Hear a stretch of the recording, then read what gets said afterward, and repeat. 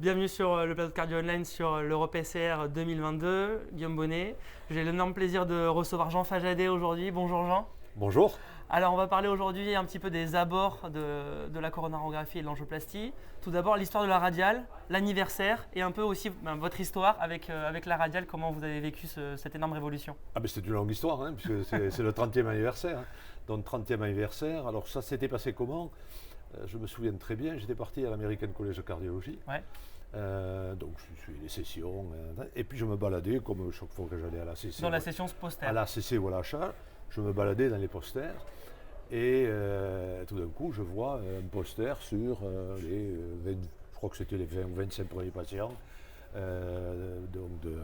C'était à l'époque PTCA, ce n'était pas la PCI, PTCA, effectué par voie radiale.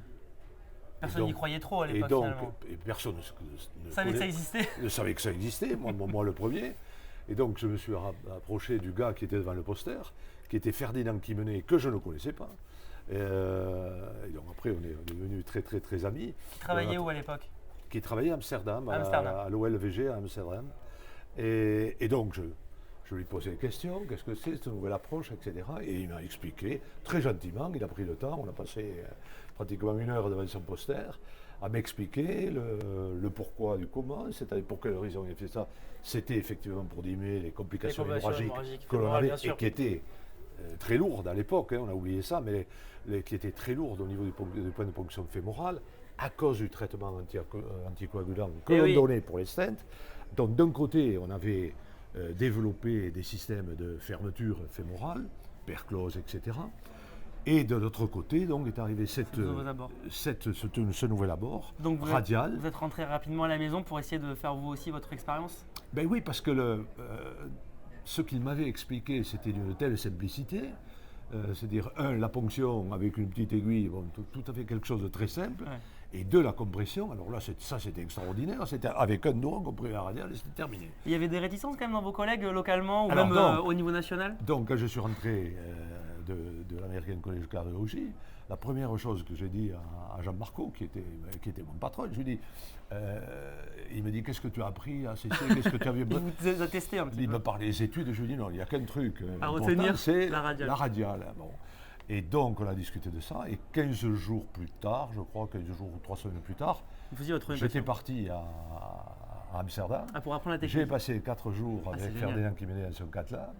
Il m'a expliqué, on a fait des cannes tous les deux. Et, il m'a tenu la main pour les premiers cas. Et donc, j'ai vu que c'était quelque chose de très simple à faire. Et au retour, il y avait... ce qui était marrant, c'est qu'on devait faire un live de Toulouse sur le TCT à Washington 8 jours après. Et là, vous avez tenté la radiale. Donc à Toulouse, on a fait 6-7 cas chacun avec Jean-Marco. Et on a proposé à Martine Léon de dire, voilà ce qu'on peut vous proposer. Ça ne sera pas des lésions compliquées, ça sera des lésions simples, mais avec un tout nouvel abord. Et donc on a fait 2 cas, l'un après l'autre, de radiale, qui se sont bien passés. Et Ferdinand Quimenet était au panel, tirait la session. Et donc, bon, là, ça a été... Donc c'est une belle aventure, en plus, une belle amitié en plus. Et c'est parti de ce moment-là. C'est incroyable. Et donc, maintenant... D'où l'intérêt de venir en congrès et de se balader dans la zone poster, alors, tout à fait. Mais tout à fait. Ça, c'est un petit trick qu'on peut retenir. C'est là qu'on sent, qu'on voit les nouveautés. C'est bon. Et alors, du coup, nouveauté, innovation. Bon, on n'est plus à 30 ans maintenant, c'est J0, c'est aujourd'hui. La cérémonie d'ouverture a été sur l'abord, avec pas la nouvelle abord, mais la robotique, qui est finalement un peu un nouvel abord. Tout à fait. Quelle est votre opinion finalement sur la robotique, sa place actuelle? Est-ce que vous le voyez comme aussi une révolution ou est-ce que vous voyez ça comme quelque chose de seulement complémentaire pour des choses plutôt simples? Question un peu difficile, il y a beaucoup de questions dans une seule question. Oui, mais c'est difficile de savoir quel sera le futur de la robotique. Ouais, c'est dur encore de savoir. Aujourd'hui, non, je ne peux pas vous dire si ça va être le futur. En tout cas, on connaît les problèmes actuels qui sont pour l'opérateur, les problèmes d'irradiation, surtout quand on est dans un cath lab à gros volume et que l'on travaille tous les jours. Donc ça fait des taux d'irradiation qui sont très élevés, importants, qui sont élevés. 2, il y a des problèmes orthopédiques avec des problèmes au niveau de la colonne dorso-lombaire, du fait de la protection, du tablier de plomb, la protection, etc. Donc on a vraiment ces 2 problèmes qui, pour l'instant, sont toujours en suspens. Même s'il y a quand même beaucoup mieux qu'avant, même si les choses évoluent sur le matériel. C'est beaucoup mieux qu'avant, mais on a toujours ces 2 problèmes-là. Et l'intérêt de la robotique, c'est vraiment de mettre l'opérateur totalement à l'abri des rayons, c'est vraiment irradiation zéro. Deuxièmement, l'opérateur est assis. Il n'y a plus de problème dans le futur orthopédique au niveau dorsolaire. Et vous pensez même que ça améliore sa performance, des fois, alors, de réflexion Et trois, non seulement il y a les deux intérêts pour l'opérateur, mais il y a l'intérêt pour le patient. Ah oui.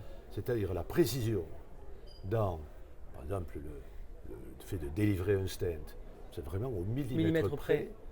Et en plus avec un opérateur qui est détendu, qui a le temps, qui a l'écran devant lui qui est à 20 cm, on peut regarder, on a le temps d'analyser, et puis bon, s'il manque un millimètre en avant, on avance un millimètre. Donc il vous semble que dans le contrôle et dans le confort, on est quand même dans le meilleur. Et dans la précision du traitement d'une lésion, ça c'est ce qu'il y a de meilleur. Okay. Voilà. Donc finalement quelque chose qui est très prometteur et qui risque quand même de faire encore quelques histoires à suivre. Alors, c'est prometteur, on connaît l'intérêt. Bien sûr. Je vous ai expliqué l'intérêt, on peut, grâce au robot, vraiment améliorer ces problèmes. Actuellement, c'est les premières générations de robots. On a actuellement 2 compagnies qui font ça. C'est Corendus qui a été racheté par Siemens et la compagnie française Robocat. Donc, on a ces 2 compagnies qui travaillent et qui améliorer le device. Qui délivrent pour l'instant les premières générations. Mais il est évident qu'il va y avoir des 2e, 3e, 4e générations. Pour l'instant, le problème que l'on a, c'est essentiellement les bifurcations, parce qu'on a un seul canal. Et vous avez besoin de 2 canaux pour arriver et à on bien a besoin maîtriser, de 2 protéger, pour faire les protections. Alors on peut protéger le guide que l'on met dans la branche latérale, on peut le parquer, le bloquer. Enfin, tout ça, c'est des manipulations qui vont être au niveau de la table.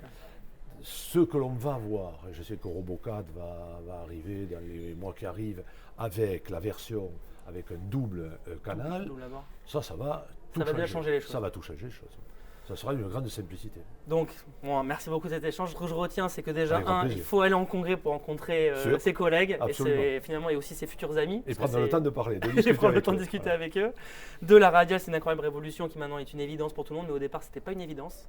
Ça, c'est intéressant de voir que finalement, c'était pas si évident au départ. Absolument. Un peu comme l'angioplastie au tout départ aussi. Tout à fait. Et ce que je retiens, c'est que cette robotique, c'est une histoire à suivre et de près, et peut-être qu'il y a une place éventuellement pour l'avenir, ou peut-être aussi dans le structurel. Je le crois que c'est, et ça sera aussi dans le structurel. On pourra positionner les valves, pas de la même façon. Mais je pense qu'il faut attendre ces améliorations avant pour de généraliser. Voir si vraiment ça aura un avenir certain. Bon. Mais si ces améliorations arrivent, j'y crois beaucoup. On le suivra à vos côtés en tout cas. Merci encore beaucoup. Avec grand plaisir. Merci beaucoup. Au revoir. Au revoir.